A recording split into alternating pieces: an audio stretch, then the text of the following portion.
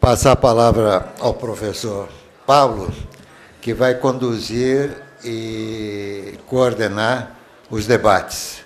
Com a palavra, o professor Pablo Frota. Boa noite. Primeiramente, queria agradecer a presença de todos. Queria agradecer publicamente o convite que me foi feito pela diretoria do IDA para participar da diretoria como diretor técnico-científico. A nossa proposta é uma proposta de sempre fazer essa junção da parte acadêmica com a parte prática, porque essa dicotomia não existe. E nós teremos, ao longo do ano, vários outros eventos. Dia 4 de junho já está programado um evento, também às 19 horas, sobre o papel dos princípios contratuais civis nos contratos administrativos. Também é um tema bastante relevante por conta desse diálogo que deve haver entre as disciplinas do direito civil com o direito administrativo, principalmente no âmbito dos contratos. E, como nós vimos na palestra do Dr. Fernando Fonseca, esses contratos regulados têm muito disso e, a todo momento, esses princípios são ou aplicados ou não aplicados adequadamente nesse âmbito regulado. Bom, sem mais delongas, a nossa metodologia agora, nesse segundo tempo, é passar a debate 20 minutos para cada debatedor e depois nós abrimos o debate para a plateia. Primeiro falará o doutor Benjamin Galotti, que tem ampla experiência no tema, foi do DNPM, foi da Portobras, tem um escritório de advocacia especializado em direito portuário, e depois o doutor William Mantelli, que representa a Associação Brasileira de Terminais Portuários. Doutor Benjamin, a palavra é sua. Boa noite. Primeiramente, eu gostaria de agradecer a todos e um agradecimento especial ao IDA, que eu vou concentrar tudo na pessoa do Dr. Luiz Carlos Bettiol, devido à nossa antiga amizade e que por muito tempo estivemos longe, e para mim é uma honra imensa estar hoje aqui sentado ao seu lado. Muito obrigado. Eu vou apenas levantar alguns pontos polêmicos que eu encontrei na leitura da medida provisória 595, na versão do PLV número 9, e que é levantar a bola para nós discutirmos. Eu vou procurar acelerar, e desculpem eu ficar olhando para ali, mas é que eu enxergo mal nessa distância e vou ter que prestar alguma atenção. Então, são artigos que foram mudanças que ocorreram da Lei 8.630 para o atual regime que seria implantado por força da aprovação da medida provisória. Então, primeiro é que os terminais foram expulsos da área do porto organizado. Isso tem uma certa complicação, porque atualmente os terminais eles podem estar dentro, os terminais privados podem estar dentro do porto público, desde que o titular seja dono do domínio útil do imóvel. Então, os terminais já existentes, está garantida a continuidade deles, mas novos terminais privados não poderão se instalar dentro da área do porto. Isso tem um complicador que fere parcialmente o direito de propriedade, porque um terreno como hoje é o da Embraport, e que ela poderá ter continuidade porque já existe, mas se ela não existisse, não poderia ter uma existência futura devido a esse dispositivo do artigo 2º, inciso 4º. Aqui é outra medida restritiva da medida provisória, que ela discriminou ostensivamente os armadores. Quer dizer, armadores não poderão participar de licitação em instalações portuárias por uma discriminação que não há motivo para discriminar empresas. A nossa Constituição ela não contempla essa discriminação, nem mesmo de empresas estrangeiras, de capital estrangeiro, que estejam habilitadas dentro do regime legal do nosso país. Aqui uma mudança também radical da antiga lei dos portos, que a gente, para obter um acréscimo, uma ampliação, uma expansão do arrendamento, era um pouco complicado, e agora, pelo contrário, ela diz que poderá autorizar sempre que a medida trouxer uma eficiência na operação. Ora, o porto é escala, e então, como uma atividade de economia de escala, haverá sempre essa motivação para mais eficiência numa instalação maior, né? Antigamente, havia necessidade de ser comprovada a inviabilidade da licitação da área para que pudesse haver a captação de uma área vizinha. Aqui, a concorrência regulada para atividade econômica, né? Seleção de autorização, isso não está previsto na nossa Constituição. O artigo 170, parágrafo único da Constituição, prevê que a atividade, o exercício da atividade econômica, salvo autorização nos termos da lei. A lei é da ANTAC, o artigo 43 da ANTAC, que, aliás, sofreu uma alteração assim, de caráter geral, que existem normas na medida provisória que diz que a lei da ANTAC adere à medida provisória 595. Entretanto, em termos doutrinários e em termos conceituais e em termos constitucionais, a contrário centro do artigo 175 da Constituição, o que se licita é a concessão e a permissão. A autorização é livre. Então, realmente, a outorga, mediante uma seleção, contraria um pouco a liberdade da livre iniciativa. Está aí o processo seletivo, já tivemos antecipado a isso, né?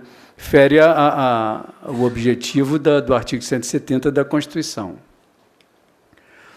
Então, o artigo 10 fala que o poder concedente poderá tomar iniciativa para fazer praticamente um aviso convocatório de autorização portuária.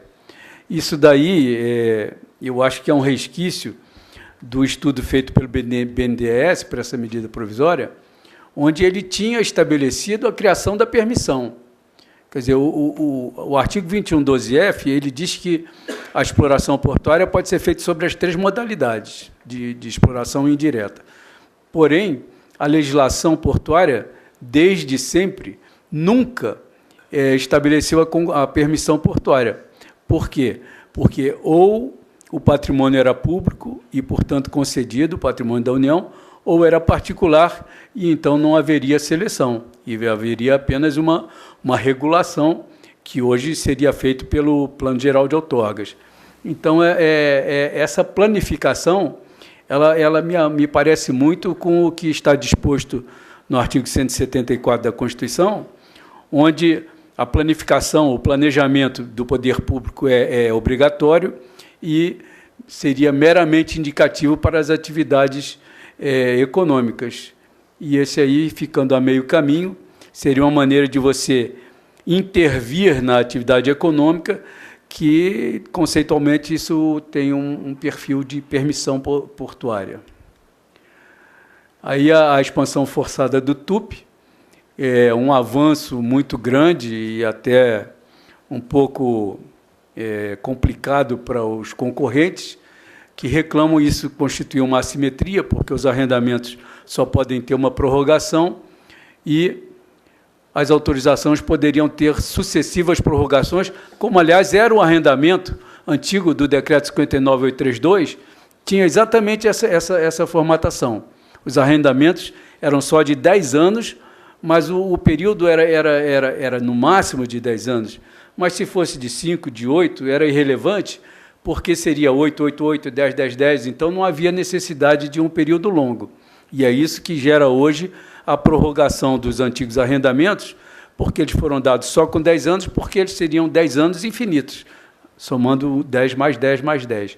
E aqui houve, na Lei 8.630, o limite de 50 anos, e agora tanto para o arrendamento como para o contrato de adesão, e agora aqui fica aberto para sucessivos períodos de prorrogações, desde que promova a expansão. Então, naquela lembrança de que a expansão antigamente era restrita e hoje ela é incentivada, que, aliás, é uma coisa salutar, porque a expansão portuária é um ganho de economia de escala.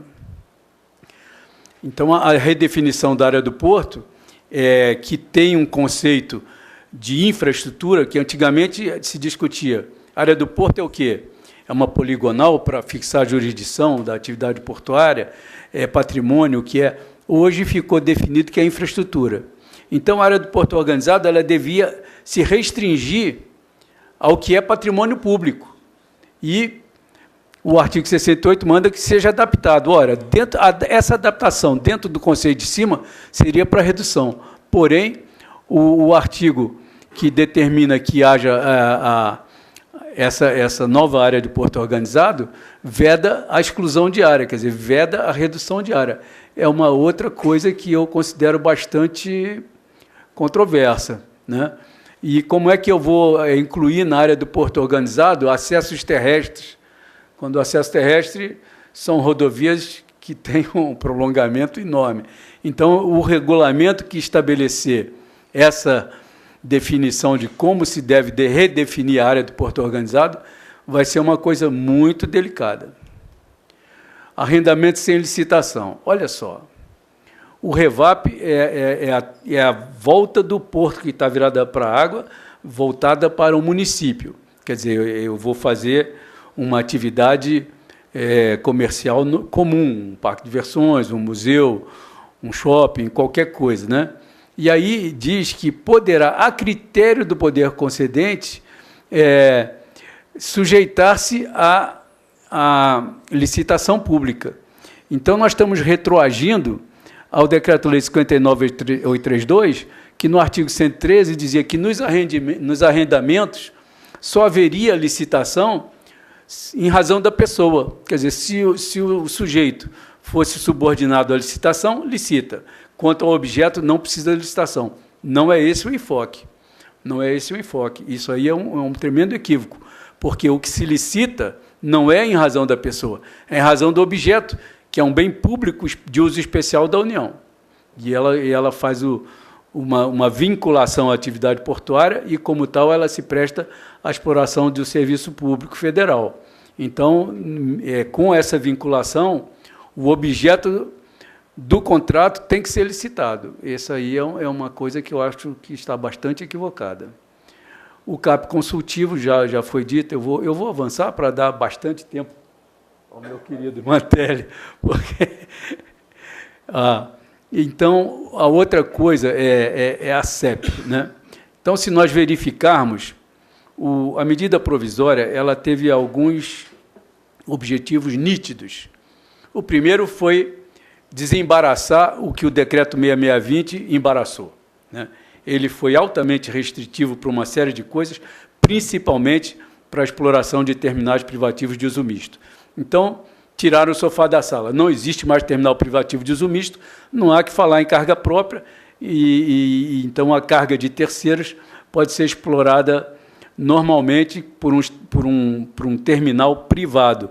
Por quê? O conceito de terminal privado, tanto na medida provisória quanto na lei dos portos, era exatamente o mesmo de instalação de uso público, quanto à finalidade. Era movimentar e armazenar mercadoria de ou para navios. Não há não há nenhuma mudança nos dois conceitos quanto à atividade. Então, é muito estranho que a gente hoje começa a ver que a CEP quer ser outorgante, que, aliás, é muito correto, quer dizer, o poder outorgante é próprio do dono da atividade, compete à União explorar portos, então nada mais correto do que dar à União, através da CEP, o poder de fazer os contratos de concessão, autorização. Entretanto, os arrendamentos são administrados pelas docas e nós não vemos nenhum motivo para que a gestão do contrato de arrendamento, inclusive a sua celebração, seja transferida para o poder concedente e nem muito menos a sua licitação. Enfim, eu acho que a CEP poderia traçar as diretrizes, a ANTAC estabelecer as normas e a DOCAS, atendendo às diretrizes da CEP e às normas da ANTAC, fazer os editais de licitação. Não vejo problema nenhum. E também os critérios de procedimento para pré-qualificação para operadores portuários era das DOCAS, poderia ser da ANTAC, que é o poder regulatório, passou para a CEP, que poderia ficar apenas com as diretrizes políticas e diretrizes administrativas. Então, são coisas que fogem à razão pura da concepção de construir uma norma. Aí, então, nós temos a CEP executiva, a CEP outorgante, a CEP fiscalizadora, a CEP normativa, e aí a CEP absorvendo a competência do DENIT, que já tinha absorvido os portos marítimos, agora os fluviais e lacustres. Isso quer dizer que, se a infraestrutura portuária deixar de ter alguma administração indireta, diretamente vai competir à CEP, não mais a nenhum outro órgão, e sim a CEP, que é uma administração direta da União, porque a CEP integra a estrutura orgânica da União. Então, é uma administração direta, sem nenhuma personalidade jurídica interposta. Aqui a CEP regulatória também, quer dizer que a CEP absorveu competência de executiva de DOCAS, regulatória da ANTAC, né, e de todo tipo, e talvez fazer o PGO, né, que é uma coisa que é uma diretriz, talvez tenha sido, eu acho que talvez, eu acho correto o PGO ir para a CEP. Aqui foi um artigo que é copiado da Lei dos Portos, que está embaixo, que o 17 é da Lei dos Portos, o 29 é da MP. Então, era permitido que os trabalhadores avulsos registrados no OGMO estabelecessem-se como operadores portuários. Eu tentei fazer isso para a Cotapan, era a Cooperativa de Trabalhadores Avulsos Portuários do Amazonas. Aí o GEMPO, através do Almirante Ribamar, ficou indignado porque eles não teriam qualidade para isso, não sei o quê. Eu falei, mas, Almirante, se eles forem incompetentes, ninguém vai contratá-los, deixa eles se estabelecerem, deles eles competirem. E não foi concedido. Agora está repetido o artigo, sem aquelas partes grifadas, né? E isso, então, eu não sei exatamente o que é isso. Porque, se for para requisitar o trabalhador da cooperativa ou do órgão, é praticamente a mesma coisa.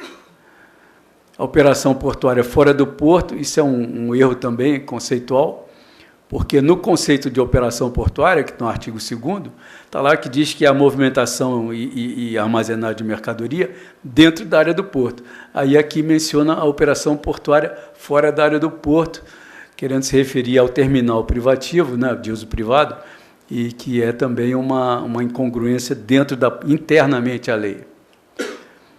A capatazia e o bloco dentro do OGMO é um retrocesso. Olha só, a capatazia ela era definida no artigo 285 da CLT. Ela tem como origem a praxe de todo serviço portuário, onde a administração do porto tinha como pessoal próprio a capatazia, toda empregada, para a atividade média de um porto. Quando, nos picos de operação, em seguida foi criada a força supletiva de capatazia, que saiu do mercado armazenador e que foram denominados como arrumadores. Ora, os arrumadores eram a força avulsa de capatazia apenas como força supletiva. O artigo 70 da Lei dos Portos permitiu que eles se registrassem como avulsos, trabalhadores portuários avulsos. O bloco, a mesma coisa. O trabalhador de bloco, que bate ferrugem, que faz pequenos reparos na embarcação, ele tanto podia ser avulso, como tradicionalmente era empregado das empresas bloquistas. Então, as empresas tinham os trabalhadores de bloco com vínculo de emprego. Então, essas duas categorias, elas tradicionalmente não são avulsas. E agora elas estão ganhando um novo regime, necessariamente, que vai trazer mais embaraço a todas as instalações portuárias, porque todo o trabalho em terra feito em capatazia, normalmente é feito com pessoal próprio. Então, isso vai implicar num encarecimento do serviço portuário. Aqui é o artigo que determina a contemplação da renda mínima. Ele está de acordo com a Convenção 137, que prega o emprego permanente e irregular, ou os períodos mínimos de emprego e ingressos mínimos, ou ingressos mínimos. Então, quer dizer que quem não é empregado e dedica-se preponderantemente à atividade portuária, realmente deve ter uma renda que seja a dignidade do trabalho, né? Aqui a regulamentação das categorias. É necessária a inscrição do trabalhador portuário avulso no cadastro, tal. Isso aí é o restabelecimento das categorias profissionais de estiva. Por quê? Quando veio a Lei 8630, havia todas as categorias de estiva, né? Estiva, estivador, conferente, concerto, vigia e tudo mais.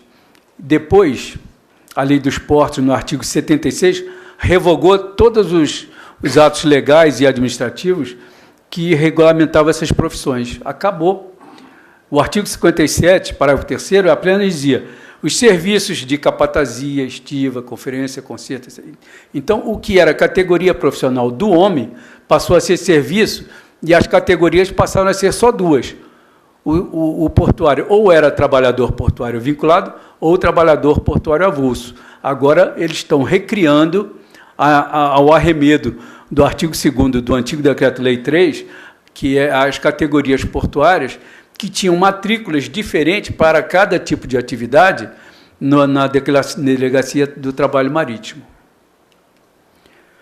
Aqui uma indústria de receita, desculpe a minha... Eu sempre fui meio irreverente, e vou continuar sendo, porque eu já estou velho para mudar, mas a ANTAC ela vai fiscalizar e vai multar e vai ficar com a receita. E eu acho isso um pouco abusivo. Essa competência era da administração do porto, e havia recurso para a ANTAC, havia uma série de coisas. Então, eu acho que não fica bem. Nós já temos assistido a ANTAC multar muitas administrações de portos com... Desculpe, Fernando é presente, mas eu sou muito sincero, ele conhece a minha personalidade, e às vezes com milhões, multa de mais de R$ 1 milhão de reais. Então, e às vezes DOCA está amarrada numa situação que ela não consegue agir diferente. Isso aí eu tenho saudade da minha empresa antiga, Portobras, que ela sempre apoiou as companhias DOCAs e dava uma assistência mais paternal do que eu assisto isso na ANTAC. A adaptação dos arrendamentos foi uma coisa bastante... uma grande conquista dos antigos arrendatários, porque antes da Lei dos Portos, como dito, havia um prazo pequeno, mas sucessivamente prorrogável. Então, isso é uma boa correção que se fez às restrições. Teve um caso desse, por exemplo, a Cargill no Porto de Santos, ela pleiteou isso aí, foi indeferido, e a Codesp jogou na rua a licitação, a Cargill entrou, pagou, sei lá, 10 minutos, qualquer coisa, 90 milhões, uma expressão. Quem perdeu com isso foi o pequeno produtor, porque a Cargill não vai perder. Ela vai comprar mais barato do produtor. Na cadeia produtiva e de logística, quem perde é o menor. A estabilidade jurídica está aí. Só corrigiram para o CAP-OGMO. Cadê as normas da ANTAC? Estão em vigor? Não estão em vigor. Ela regulamenta leis, a Lei 8.630, que foi revogada, todas as normas dela estão em vigor. E tome, aí as DOCAs ficam aí subordinadas, entendeu? A fazer um desempenho operacional, entendeu? E ela não licita, ela não faz o edital, ela não fiscaliza, ela não tem nenhuma autoridade, é uma autoridade portuária sem autoridade nenhuma e é obrigada a atingir metas de resultados e uma opção de serviço. Eu realmente nunca fui de nenhuma DOCAS. Aliás, desculpe, eu fui da Docas do Rio, mas fiquei residado no Ministério, nunca trabalhei numas docas. E aí, outra injustiça que se comete também com a ANTAC, que muita coisa que compete à ANTAC como um órgão de regulação portuária ficou entregue à CEP, né? Essa lei nem se aplica, isso é totalmente absurdo. Aqui é uma coisa que é um pouco de balela, porque isso não vai acontecer. Olha só por que não vai acontecer. Isso aí está na Constituição Federal da Administração Pública. A administração fazendária sempre tem precedência sobre os demais setores administrativos. Então, essa questão de PROAGE não vai ter êxito. É só isso. Obrigado.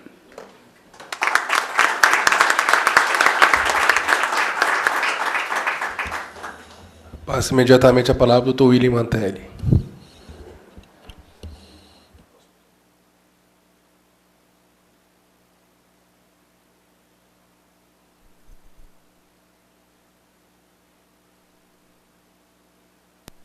E quero dizer para a senhora e para os senhores que o meu amigo Galotti acabou com a minha apresentação.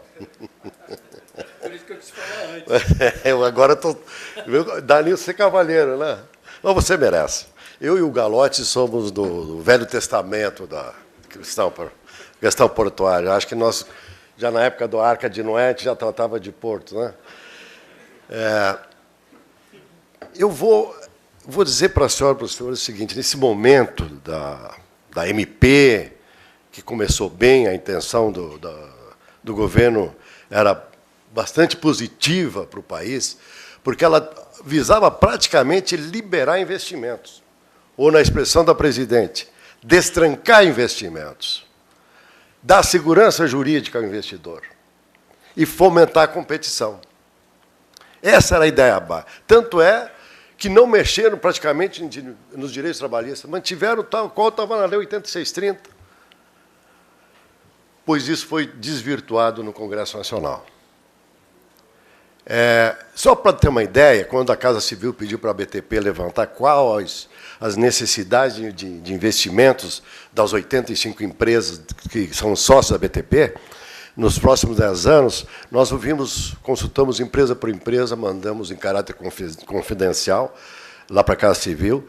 Esse conjunto de empresa, em 10 anos, precisa, não é que tem intenção, precisa para poder acompanhar a demanda, seja a demanda interna e externa, das suas indústrias, né, porque são sócias nossas como a Petrobras e a Vale, investir 44 bilhões de reais.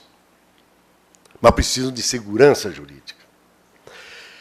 Então, eu fico preocupado com o que eu estou vendo no Congresso. Eu participei das várias reuniões, como outros aqui participaram, né, das reuniões.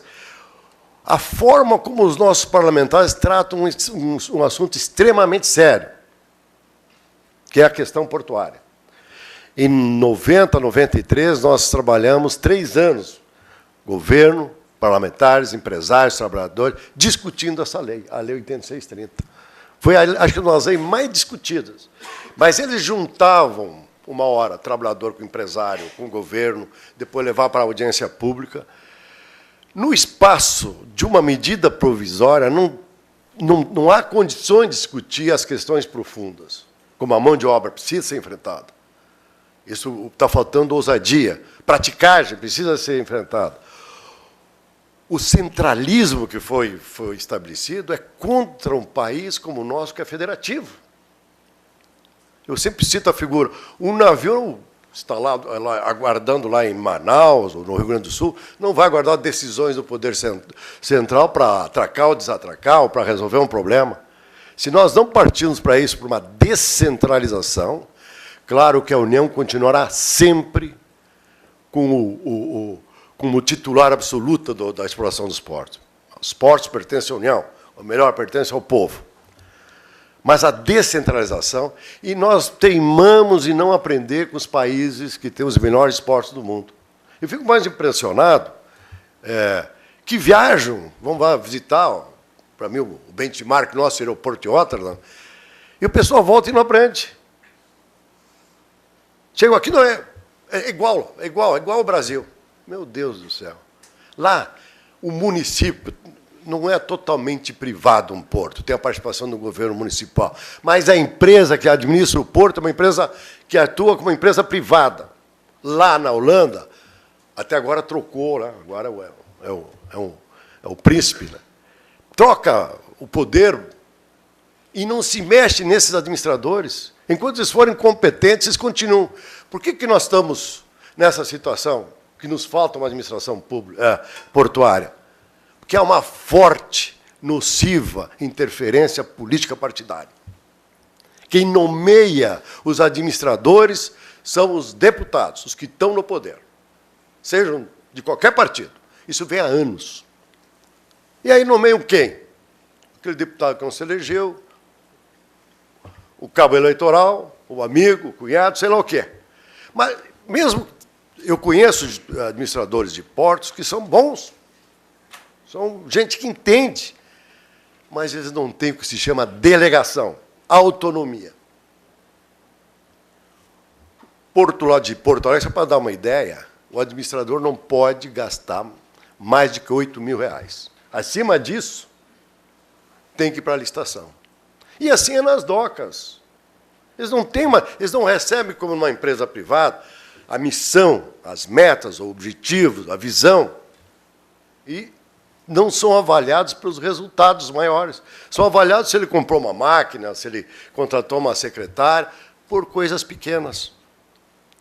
Como é que alguém vai administrar? Eu digo assim, nem o pai da administração, Peter Drucker, conseguiria administrar uma docas. Sem delegação, com interferência, eles não têm continuidade, gente. Então, eu diria o seguinte, claro que a presidente não quis entrar nessas questões, porque ela quis que o mais importante agora é justamente destravar os investimentos. Nós estamos precisando. Haja visto esse congestionamento que as senhoras e senhores veem toda hora na TV e leem nos jornais. Então, essa é a ideia básica. E nessa ideia básica, a BTP apoiou a medida com pequenas sugestões que reforçariam a medida provisória, no sentido de dar segurança jurídica, de atrair os investimentos e de fomentar a competição. Mas foi lá para o Congresso e viraram tudo. Ela está na contramão da ideia, da matriz filosófica dessa medida provisória. Então, amanhã será votado, não será votado? Há uma exploração política dessa medida provisória. Os partidos não estão preocupados em melhorar o marco regulatório. Não estão preocupados. Estão preocupados em aparecer, em fazer barganha política. Está o PT brigando com o PMDB, PSDB. Não estão preocupados em discutir isso. Querem espaço, não sei aonde. Então, usam a medida provisória, como o seu Paulinho, da Força Sindical, toda hora ameaçando greve. Está ameaçando de novo. Está na imprensa hoje, ameaçando greve. E o país se acovarda por causa de uma greve. Sem enfrentar um conflito na área portuária, nós não vamos avançar. E eu queria agora fazer um desafio ali, porque há uma... Eu sei que nós estamos avançando, o Galotti tem essa visão, vi que o Fernando também falou. A questão, porto é serviço público? Ou é uma atividade privada? O pessoal, por entender que é serviço público, tem custado muito caro para aumentar a eficiência dos portos. Porque aí entra um monte de órgãos. Se fosse só a CEP fazendo as políticas públicas e a ANTAC regulando mais do que fiscalizando, né, doutor? Vai ser muito importante, e deixando que o próprio empresário fixe qual é o acesso à TIR, porque há uma norma que reduz a TIR do empresário. Isso é um problema do empresário. Se ele vai ganhar mais, se vai ganhar mais. Tem que fomentar, o papel da ANTAC é fomentar a competição isonômica. Mas eu quero passar aqui, porque eu vi, o Galotti, o que tu fez aqui? Sabotou? Tu sabotou? Opa, voltou agora demais. Para voltar do lado de... eu vou direto, porque eu ia examinar como é que começou. Vejam que a Constituição Federal, quando ela fala que compete à União, ela elenca uma série de serviços que estão ali na Constituição. Radiodifusão, energia elétrica, sempre fala em serviço. Quando chega em porto, Ela fala os portos. Não fala em serviço portuário. E incumbe, então, ao poder público, né, a forma da lei de explorar diretamente. Isso não vai dentro. A minha tese vai mais um pouco. Minha tese não, isso já tem mais gente falando aí. Então, o que é um porto? Né? Vai no dicionário, né? Trecho de mar, rio, lago, próximo à costa, que tem profundidade suficiente e é protegido por baía ou enseada, onde as embarcações podem fundear e ter acesso fácil à margem. Né? Então, é um espaço físico, é uma região, é um local. Então, explorar aquele local. E a exploração da União não se dá só no porto público, porque é ela que autoriza a instalação de terminais fora da área do porto, nas margens de canais marítimos e dos rios. Aquele espaço na margem do rio, do canal, e o canal constitui um patrimônio público. Ninguém se instala, quer dentro da área do porto organizado ou fora, sem o poder concedente autorizar. Então, esse negócio, agora vai virar uma bagunça, vão quebrar os portos. Não. Tem um poder concedente, tem uma ANTAC, que tem todo um processo, como o Galotti mostrou. Então, vamos ver. O que é serviço? Né? Ação, efeito e servir, de dar de si algo em forma de trabalho, é diferente. Quando nos demais serviços a Constituição fala em exploração do serviço, na parte de porto fala em algo físico, região, espaço. Bom, aí vem o conceito que o Galotti falou do porto público, que está bem definido. Porto, né, porto organizado é o bem público, ponto. Não precisa nem adiante, é o bem público. Logo, o que tiver de privado dentro daquela área do porto, não integra mais a área do porto. Deveria ser assim.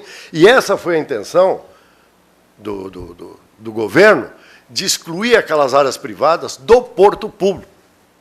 Inclusive os atuais terminais que estão dentro da área do público. Tanto é que a definição da área portuária é bem mais restrita do que está na Lei 8630. O que fez a comissão mista? O Galotti mostrou. Fica proibido diminuir a área do porto. Então, engessou. Quer dizer, nós vamos continuar com aquela questão de dentro, fora da área do porto, que é nociva. Né? Bom, instalação, meu amigo já passou. Eu quero me deter um pouco o terminal de indústria. Aqui está se cometendo um grande equívoco. Terminal de indústria, que é atividade meio de uma atividade principal, tá? Melhor exemplo, Vale, Petrobras.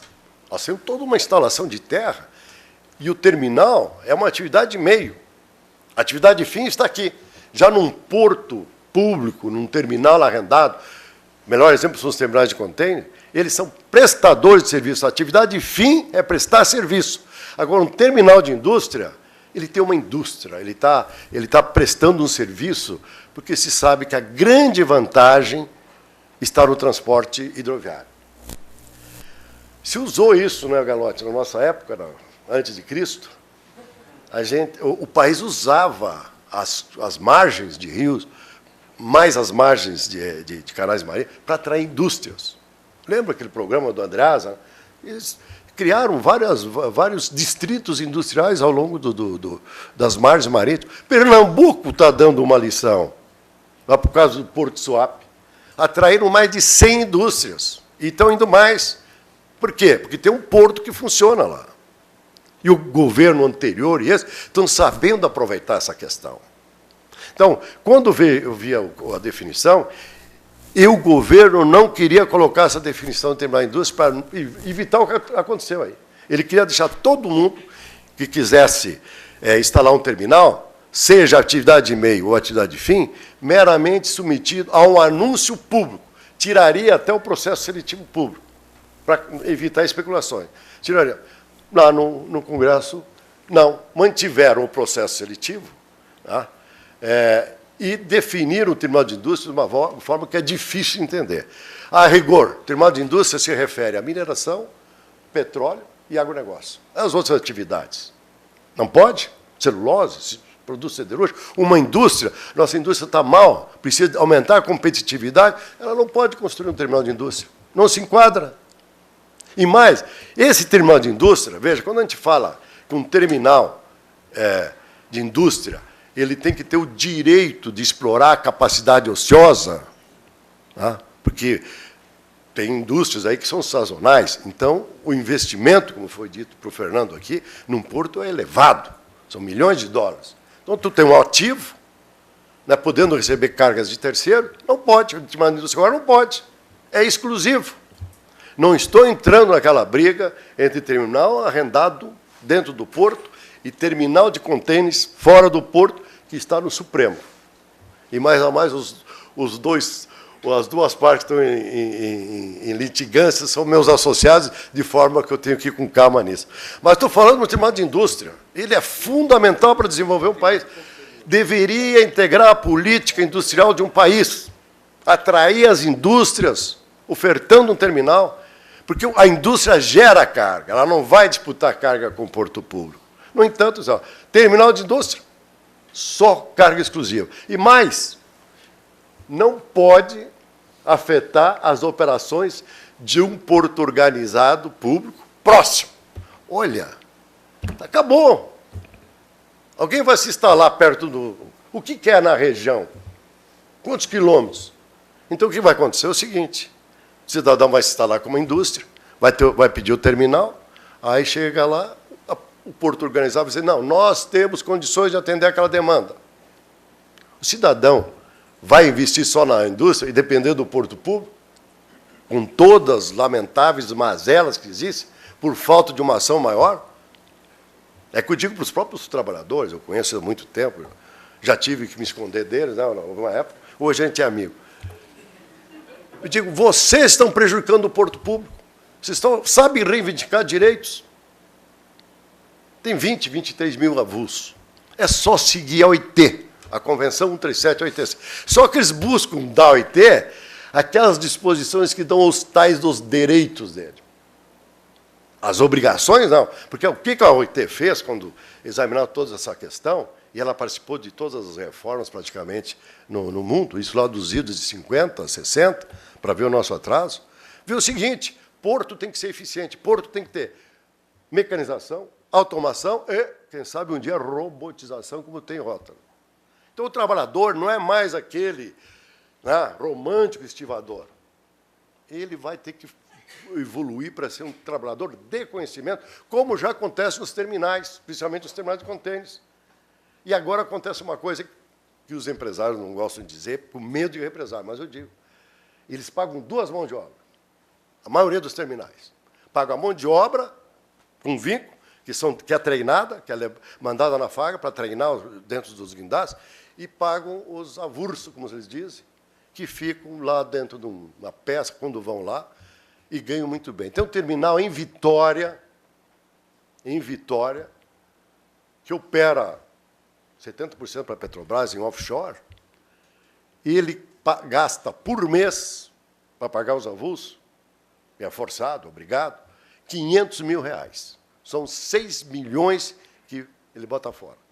Porque quem faz a movimentação, que é um terminal especializado, são os seus trabalhadores. Nada contra o trabalhador.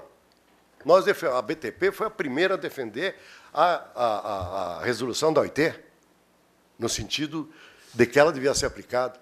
Quando ela veio para o Brasil, essa OIT, em 73, o Ministério do Trabalho daquela época disse que não aconselhou o Brasil a aderir, porque ela estava muito avançada em relação aos portos brasileiros. Aí se ditou um atraso. Ela veio ser aprovada nos idos de 95.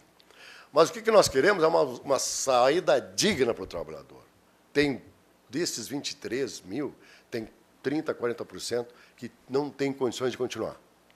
Pela idade, pela incapacidade, querem se aposentar. Claro, mas eles sabem que hoje eles ganham mais aqui do que se aposentando.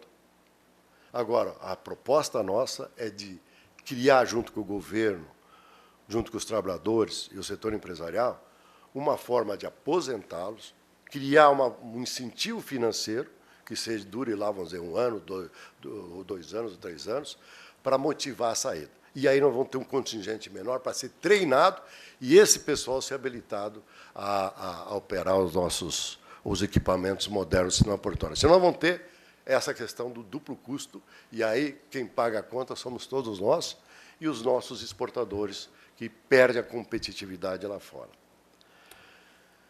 Vamos ver o que sobrou ali, que tu me deixou ainda.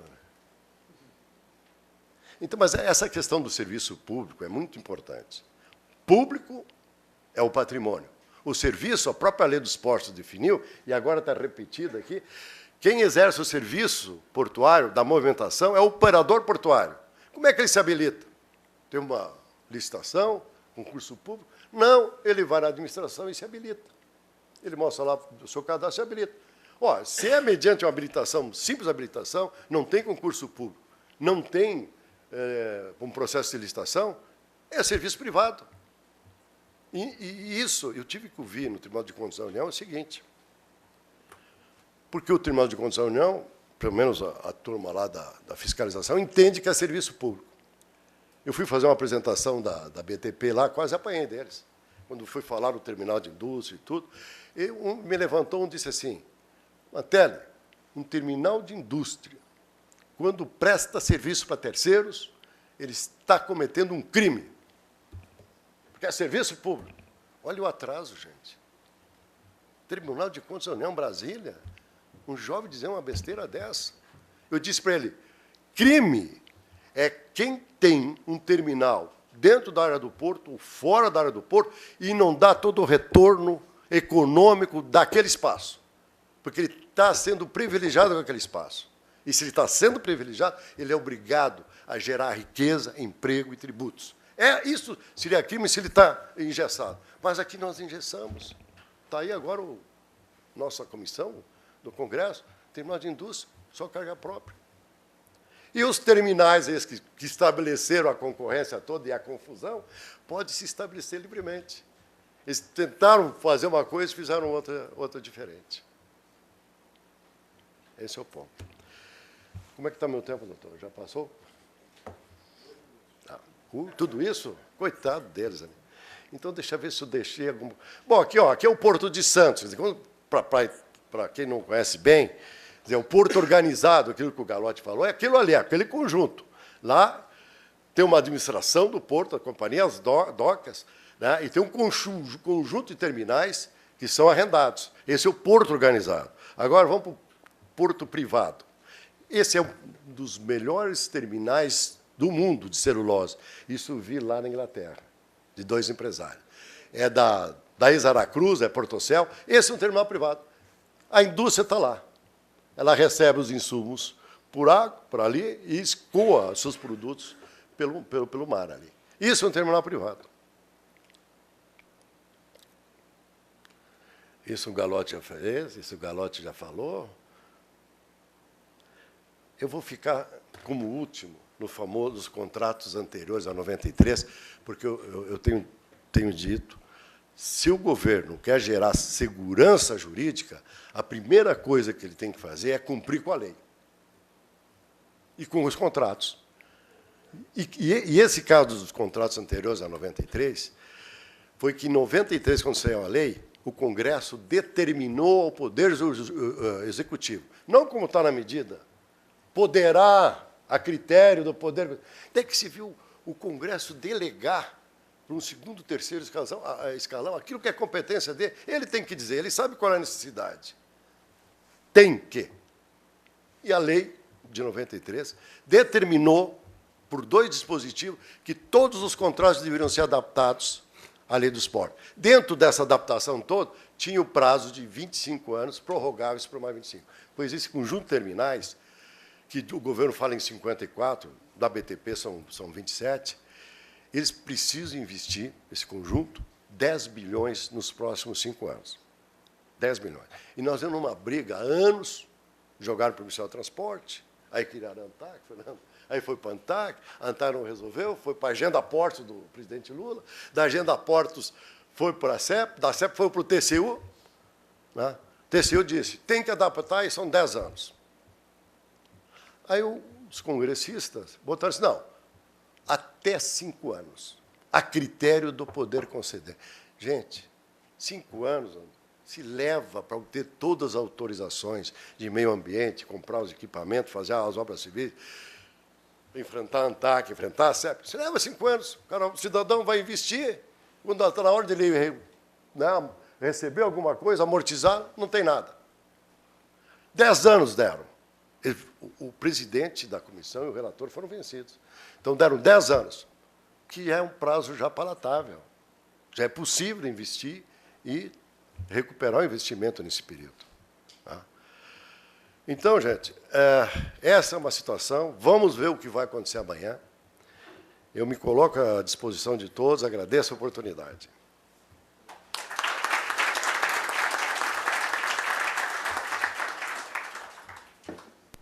Bom, queria agradecer os debatedores e abrir a palavra ao público para eventuais questionamentos à mesa.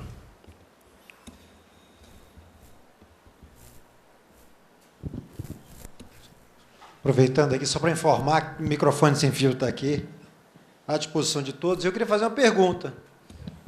Começando